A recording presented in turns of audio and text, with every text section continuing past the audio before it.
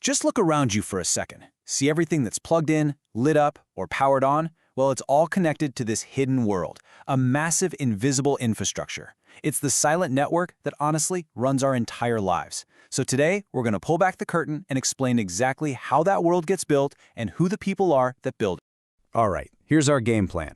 First, we'll define this invisible infrastructure. Then we'll unpack the super strict rulebook that governs it. After that, we'll trace electricity's epic journey from the power plant right to your plug.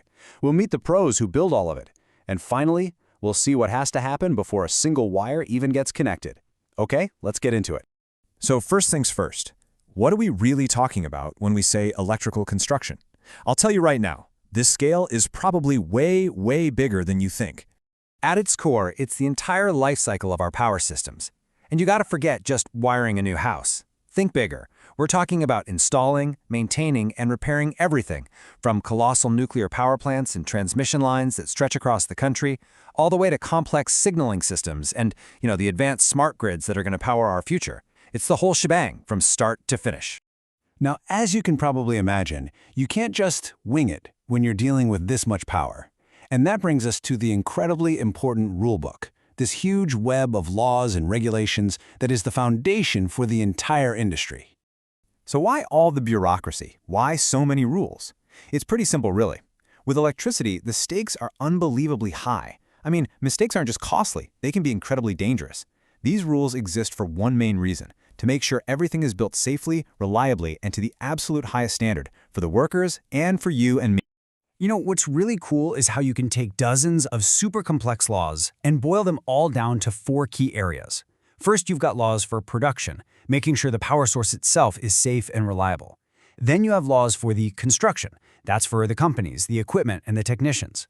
There are rules for the people involved, like designers and safety managers. And finally, you have rules for the products, making sure every single piece of equipment is certified and safe to use. It's a complete 360-degree system of oversight. And believe it or not, the web gets even wider. This field is so fundamental that it also has to line up with laws on everything from general workplace safety and building codes to government contracting and even telecommunications.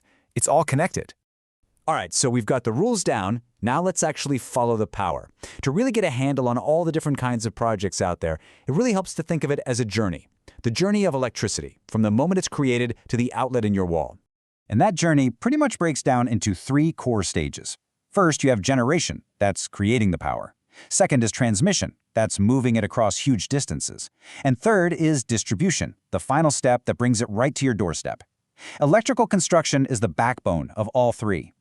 Stage 1, generation. This is where it all begins. We're talking about building the electrical heart of these massive power sources, the incredibly complex systems inside nuclear reactors, sprawling solar farms, those towering wind turbines, and powerful hydroelectric dams. This is ground zero for our electricity. Next up, transmission. Just think of this as the superhighway system for electricity. This phase is all about building those iconic transmission towers you see marching across the landscape or burying heavy-duty high-voltage cables under our cities. And it includes constructing the crucial substations that act like traffic control, managing the flow of all that power across the grid. And the final step is distribution. This is the last-mile delivery service. It's that familiar network of utility poles, the green transformer boxes you see in neighborhoods, and all the smaller underground lines that branch off the main highways to deliver power right to the meter on the side of your home or office. And this is where you really start to see the sheer scope of it all. It's not just the main grid.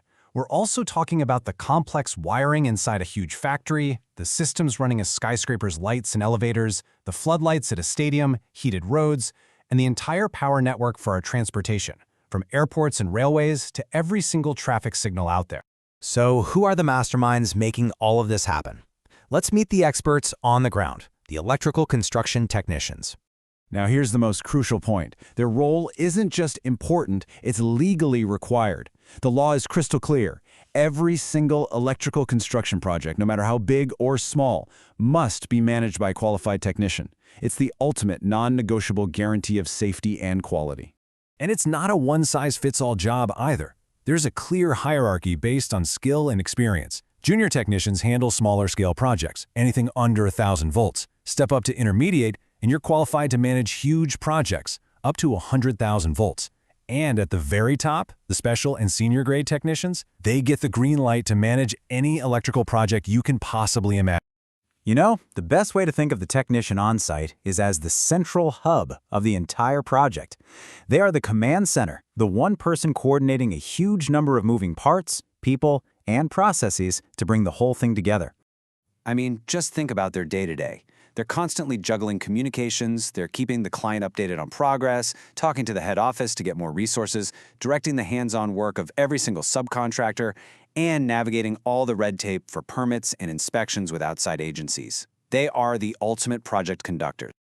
Finally, let's take a quick look at what has to happen before the physical work can even start. Because in a field this complex and with stakes this high, preparation is absolutely everything. This is basically the homework phase. The technician is poring over every single design document and specification sheet. They're walking the site to make sure what's on paper actually matches reality. They are proactively hunting for any potential problems that might mean a design change down the road, and they handle all the logistics, like setting up temporary power for the worksite itself. This prep work is the foundation for a successful project. So as we wrap this up, here's something to chew on. Our world is electrifying at an absolutely incredible pace. With the rise of smart grids, electric vehicles, and these massive renewable energy projects, this invisible infrastructure is becoming more complex than ever. So the question is, what new challenges and what amazing new innovations will the next generation of these essential grid builders have to master?